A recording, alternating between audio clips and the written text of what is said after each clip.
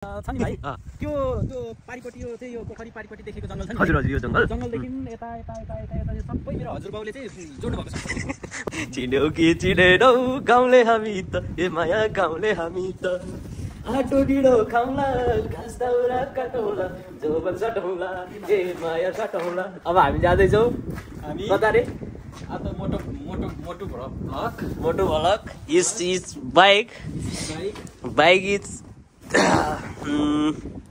Bike हेर्दैमा अब तपाईँहरू नै बियोस हुनुहुन्छ। एउटाको सिस्टम भनेको अगाडिकोले नि हेलमेट लाउने र पछाडिको मनले हेलमेट लाउने यहाँ डबल सिस्टम छ कि त्यही भएर तपाईँहरूले पनि होसियारपूर्वक बाइक चलाउनु होला। पछाडि केटी राख्नु छ भने हेलमेट लाउने होइन दादा एकदम हेलमेट लाउनु पर्छ। जापानको सिस्टम चाहिँ जुन काम गर्दा पनि हेलमेट के रे समुद्र के भन्थे नि साँच्चीकै समुद्रै रहेछ है समुद्र रहेछ है जापान नि समुद्र रहेछ यार हाजिमे तेकी हिता सो देश सोधानी छुट्टै हो नि यिनीहरूलाई देखाउनु मिल्दैन भन्छ तर देखाइदिनु मिल्दैन। हामी यहाँबाट सिधै जाने हो खासै यहाँ हेलिकप्टर चढ्न आएको यहाँ हेलिकप्टर घुमिरहेको होइन दाइ हेलिकप्टर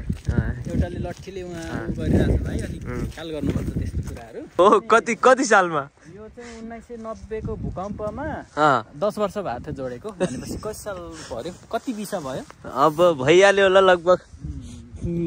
कति भयो होला अहिले चाहिँ यो चाहिँ माछा पाल्नु पर्यो भनेर पोखरी बनाएको पोखरी बनाएको यहाँ चाहिँ धेरै किसिमको माछाहरू ओ ठुलो होइल पाउँछ कि नै होइल पाउँछ नि कत्रो छ होइल माछी पनि पाउँछ माछी नि मैले चाहिँ हैन अब दुईटै बोकाएर पाठी बोका पाठी नै हो पाठी नै छ दुईटै